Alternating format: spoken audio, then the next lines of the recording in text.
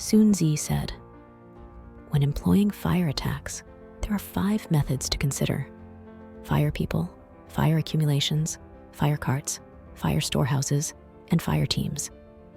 Every fire attack must have a reason, and all the necessary materials for the fire must be prepared."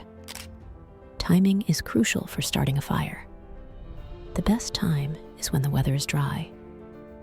The best day to start a fire is when the moon is in the constellations of the Bear, Wall, Wings, or Shears. These are the days when the winds are strong. Remember these tactics when planning your fire attacks.